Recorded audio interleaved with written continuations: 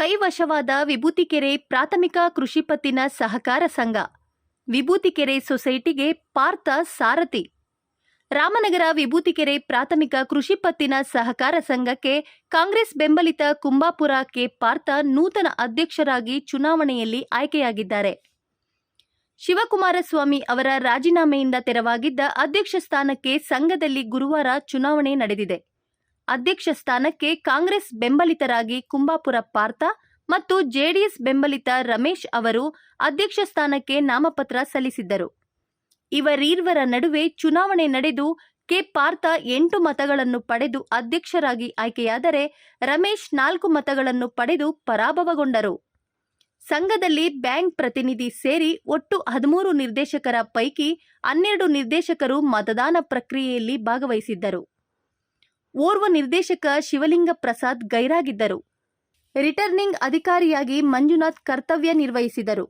ನಮ್ಮ ಈ VSSN ಸಂಘ ಸೃಷ್ಟಿಯಾದಾಗಿಂದ ಕೂಡ ಈ ಭಾಗದಲ್ಲಿ ವಿಭೂತಿಕೆರೆ ಮತ್ತು ಅಂಜನಾಪುರ ಈ 2 ಭಾಗ ಬಿಟ್ಟರೆ ಬೇರೆ ಜನಾಂಗಕ್ಕೆ ಯಾವುದಕ್ಕೂ ಕೊಟ್ಟಿರಲಿಲ್ಲ. ಆದರೆ ಇಲ್ಲಿರ್ತಕ್ಕಂಥ ಎಲ್ಲ ಲೀಡರ್ಗಳು ಕಾಂಗ್ರೆಸ್ ಪಕ್ಷದ ನಮ್ಮ ಏನು ಲೀಡರ್ಗಳಿದ್ದಾರೆ ಇವರೆಲ್ಲ ಸೇರಿ ಇವತ್ತು ನಿರ್ಧಾರ ಮಾಡಿ ಅಲ್ಪಸಂಖ್ಯಾತರಿಗೆ ಇಲ್ಲಿ ಒಂದು ಸ್ಥಾನವನ್ನು ಕೊಡಬೇಕು, ನಾವೆಲ್ಲ ಒಟ್ಟಿಗಿರ್ತಕ್ಕಂಥವರು, ಕಾಂಗ್ರೆಸ್ ಒಂದು ಎಲ್ಲ ಸಮುದಾಯವನ್ನು ಜೊತೆಲಿ ಇಟ್ಕೊಳ್ಳುತ್ತೆ ಮತ್ತು ಇಲ್ಲಿ ಇರ್ತಕ್ಕಂಥ ಎಲ್ಲ ಜನ ಮತ್ತು ನಾಯಕರು ಸೇರಿ ನನ್ನನ್ನು ಇವತ್ತು ಅಧ್ಯಕ್ಷನಾಗಿ ಮಾಡಿದ್ದಾರೆ. ನಾನು ಅದಕ್ಕೆ ಪೂರಕವಾಗಿ ನಮ್ಮ ಎಲ್ಲ ನಿರ್ದೇಶಕರ ಸಹಾಯ ತಗೊಂಡು ಮುಂದಿನ ದಿನಗಳಲ್ಲಿ ಪೂರಕವಾಗಿ ಈ ಸೊಸೈಟಿಯನ್ನು ಅಭಿವೃದ್ಧಿ ಮಾಡಲಿಕ್ಕೆ ಕೆಲಸವನ್ನು ಮಾಡ್ತೀನಿ. ಇವತ್ತಿನ ನಮ್ಮ ಕಾಂಗ್ರೆಸ್ ಬೆಂಬಲಿತ ಅಭ್ಯರ್ಥಿಯಾದ ಸನ್ಮಾನ್ಯ ಪಾರ್ಥ ಅವರು ಅಧ್ಯಕ್ಷರಾಗಿ ಆಯ್ಕೆಯಾಗಿದ್ದಾರೆ.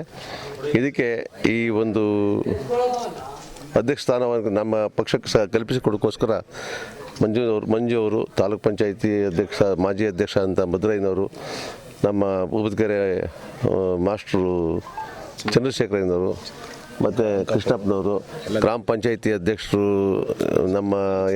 ನಮ್ಮ ನಿರ್ದೇಶಕರು ಅಂಕಪ್ಪನವರು, ಉಪಾಧ್ಯಕ್ಷರು ವಾಸು ಅವರು, ಮತ್ತು ನಮ್ಮ ನಗರಸಭೆ ಉಪಾಧ್ಯಕ್ಷರಾದಂಥ ಮಣಿಯವರು, ಮತ್ತು ನಗರಸಭೆ ಸದಸ್ಯರಾದಂಥ ಮುತ್ತರಾಜಿಯವರು, ಸ್ವಾಮಿಯವರು ಎಲ್ಲರೂ ಕೂಡ ಭಾಳ ಆಸಕ್ತಿ ತೆಗೆದುಕೊಂಡು ನಮ್ಮ ಅಭ್ಯರ್ಥಿಗಳು ನಾವು ಮಾತಾಡ್ದಂಗೆ ನಡ್ಕೋಬೇಕು ಅಂಥೇಳಿ ಅವ್ರನ್ನ ಅಧ್ಯಕ್ಷರಾಗಿ ಆಯ್ಕೆ ಮಾಡಿದ್ದಾರೆ.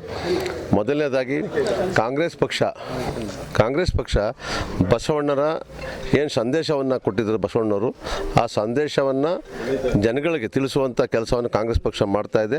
ಅದೇ ಥರ ನಾವು ಕೂಡ ನಮ್ಮ ಪಕ್ಷದ ಎಲ್ಲ ಮುಖಂಡರುಗಳು ಬಸವಣ್ಣನ ಆದರ್ಶವನ್ನು ಜೊತೆಗೆ ಬಸವಣ್ಣರ ಸಂದೇಶವನ್ನು ಜಾತಿರಹಿತ ಸಮಾಜವನ್ನು ಸೃಷ್ಟಿ ಮಾಡಲಿಕ್ಕೆ ಏನು ಬಸವಣ್ಣರು ಪ್ರಯತ್ನ ಮಾಡಿದ್ರು, ಅದೇ ರೀತಿ ಇವತ್ತು ಕೂಡ ನಾವೆಲ್ಲ ಪ್ರಾಮಾಣಿಕವಾಗಿ ಎಲ್ಲ ಜಾತಿಯ ಎಲ್ಲ ವರ್ಗದ ಜನಗಳನ್ನು ಸೇರಿಸಿ ಅಧಿಕಾರ ಹಂಚಿಕೆ ಮಾಡಬೇಕು ಅಂತೇಳಿ ಕಾಂಗ್ರೆಸ್ ಪಕ್ಷದ ಸಂಕಲ್ಪ ಇದೆ. ಅದೇ ರೀತಿ ನಾವು ಮಾಡಿದ್ದೀವಿ. ನಮ್ಮ ಎಲ್ಲ ಪಕ್ಷದ ಮುಖಂಡರುಗಳು ಮನವೊಲಿಸಿ ನಮ್ಮ ಪಕ್ಷದ ಹಿರಿಯ ಮುಖಂಡರು ಇವರು ದಳದಲ್ಲಿ ಆಗಲೇ ಕೆಲಸ ಮಾಡ್ತಾಯಿದ್ರು. ಅಲ್ಲಿ ನಿರ್ದೇಶಕರು, ನಮ್ಮ ಸೊಸೈಟಿ ನಿರ್ದೇಶಕರಿದ್ದಾರೆ, ಅವರು ನಮ್ಮೆಲ್ಲ ಒಂದು ಸಹಕಾರವನ್ನು ಕೊಡಲಿಕ್ಕೆ ನಾನು ಕೂಡ ನಿಮ್ಮ ಪಕ್ಷದ ಜೊತೆಲಿ ಇರ್ತೀನಿ, ನಾನು ಕಾಂಗ್ರೆಸ್ ಪಕ್ಷ ಸೇರ್ತೀನಿ ಅಂತೇಳಿ ಕಾಂಗ್ರೆಸ್ ಪಕ್ಷದ ತತ್ವ ಸಿದ್ಧಾಂತವನ್ನು ಒಪ್ಪಿದ್ದೀನಿ. ಅದರಿಂದ ಆ ಪಕ್ಷ ಸೇರ್ತಾ ಇದ್ದೀನಿ ಅಂತೇಳಿ ಆತ್ಮಸಂತೋಷದಿಂದ ಒಪ್ಪಿ ಬಂದಿದ್ದಾರೆ. ಸಂಸದರಾದಂಥ ಸುರೇಶ್ ಸಾಹೇಬರು ಮತ್ತು ರಾಜಣ್ಣ ಸಾಹೇಬರು ಕೂಡ ಇದ್ದರು. ಕರ್ದಿ ವಿಶೇಷವಾಗಿ ನಮ್ಮ ಭಾಗದ ರೈತರಿಗೆ ಅನುಕೂಲ ಆಗಲಿ ಅಂತ ಪಶುಸಂಗೋಪನಾ ಇಲಾಖೆ ಮತ್ತು ಕೃಷಿ ಇಲಾಖೆ ಮತ್ತು ತೋಟಗಾರಿಕೆ ಇಲಾಖೆ ಅಧಿಕಾರಿಗಳನ್ನ ಕರೆದು ನಮ್ಮ BDCC ಬ್ಯಾಂಕ್ ವತಿಯಿಂದ ಅವ್ರು ಬರ್ತಕ್ಕಂಥ ಸಬ್ಸಿಡಿ, ಅದು ಪಂಪ್ ಸೆಟ್ ತೊಗೊಳಕ್ಕಿರ್ಬೋದು, ಬೋರ್ ಕೊರೋಕ್ಕಿರ್ಬೋದು, ಅವೆಲ್ಲವನ್ನೂ ಕೂಡ ಒಂದು 8,000 ರಿಂದ 10,000 ಜನ ನಮ್ಮ ರಾಮನಗರ ಜಿಲ್ಲೆ ಒಂದರಲ್ಲೇ ಫಲಾನುಭವಿಗಳನ್ನ ಬಡ ರೈತರನ್ನ ಗುರುಸಿ ಅವ್ರ ಫಲಾನುಭವಿಗಳಿಗೆ ಒಂದು 60 ರಿಂದ 1 ಲಕ್ಷ ಸಬ್ಸಿಡಿ ಕೊಡ್ತಕ್ಕಂಥ ಕಾರ್ಯಕ್ರಮವನ್ನು ಅನುಷ್ಠಾನಗೊಳಿಸ್ತಾ ಇದ್ದಾರೆ. ಶೀಘ್ರದಲ್ಲಿ ಅದು BDCC ಬ್ಯಾಂಕ್ ಕಡೆಯಿಂದ 3 ಇಲಾಖೆಗಳ ಸಹಯೋಗದೊಂದಿಗೆ ಅದನ್ನು ಶೀಘ್ರವಾಗಿ ನಾವು ಅರ್ಹ ಫಲಾನುಭವಿಗಳನ್ನ ಪಟ್ಟಿಯನ್ನು ಮಾಡಿ ಸಂತ್ರಸ್ತರನ್ನ ಗುರುತಿಸಿ ಅವರಿಗೆ ಸಬ್ಸಿಡಿ ಕೊಡಿಸ್ತಕ್ಕಂಥ ಕೆಲಸವನ್ನು ನಮ್ಮ ಜನಪ್ರಿಯ ಸಂಸದರು ಮಾಡಿದ್ದಾರೆ. ಅದಕ್ಕೆ ನಮ್ಮ ಇಕ್ಬಾಲ್ ಹುಸೇನ್ ಅವರು ನಮ್ಮ ಶಾಸಕರು ಕೂಡ ಕೈ ಜೋಡಿಸಿದ್ದಾರೆ. ಮಾಗಡಿ ಶಾಸಕರಾದಂಥ ಬಾಲಣ್ಣನೂ ಕೂಡ ಜೋಡಿಸಿದ್ದಾರೆ. ರಾಜಣ್ಣನೂ ಕೂಡ ಸಭೆಯಲ್ಲಿದ್ದರು.